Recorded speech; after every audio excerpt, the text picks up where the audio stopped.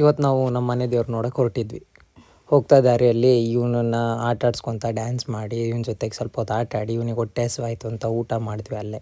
ಹಾಗೆ side seeing ನೋಡ್ಕೊತ ಮತ್ತೆ ನಮ್ಮ ದೇವಸ್ಥಾನ ಕಡೆ ಹೊರಟ್ವಿ. ಆವಾಗ ಭಟ್ರದ್ದು ಕಾಯಿ ಹೊಡ್ಕೊಂಬರ್ರಿ ಅಂತ ಕಾಯಿ ಕೊಟ್ಟರು. ಕಾಯಿ ಹೊಡ್ಕೊಂಡು ದೇವಸ್ಥಾನದಲ್ಲಿ ದರ್ಶನ ಮಾಡಿ ಗಂಧ ತಿದ್ದಿ ಸ್ವಲ್ಪ ಹಚ್ಕೊಂಡು ಪೂರ್ತಿ ದೇವಸ್ಥಾನ ಕಂಪ್ಲೀಟ್ ಮಾಡಿಕೊಂಡು ಮತ್ತೆ ನಾವು ಕಾರ್ ಹತ್ತಿ ಹೊರಟ್ವಿ.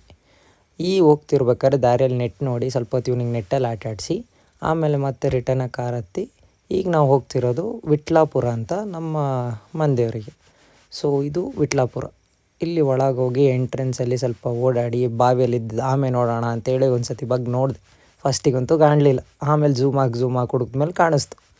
ಕೊನೆಗೂ ಕಾಣಿಸ್ತಲ್ಲ ಅಂದ್ಕೊಂಡು ಅದನ್ನೆಲ್ಲ ನೋಡಿ ಇವನಿಗೂ ತೋರಿಸಿ ಆಮೇಲೆ ಕಾಣಿಸ್ತೋ ಬಿಡ್ತೋ ಗೊತ್ತಿಲ್ಲ, ಬಟ್ ದೇವಸ್ಥಾನದೊಳಗೆ ಎಂಟ್ರಿ ಆಗಿ ಸ್ವಲ್ಪ ಹೊತ್ತಿಗೆ ಭಟ್ರು ಬಂದರು. ಒಳಗೋಗಿ ದರ್ಶನ ಮಾಡಿ ಎಲ್ಲ ಕ್ಲೀನ್ ಮಾಡ್ಕೊಂಡು ಇವಳಿಗೆ ಸ್ವಲ್ಪ ಬುದ್ಧಿ ಬಂತು ಅಂತ ಅಂದ್ಕೊಂಡ್ವಿ. ನನಗೂ ಸ್ವಲ್ಪ ದೇವರು ಎಲ್ಲರೂ ಒಳ್ಳೇದು ಮಾಡತ್ತ ಅಂತ ಕಸ ಹೊಡೆದು ನೀರು ತುಂಬಿ ಎಲ್ಲ ಕ್ಲೀನ್ ಮಾಡಿ ಪೂಜೆ ಅಂತೂ ಮಾಡಿದ್ವಿ.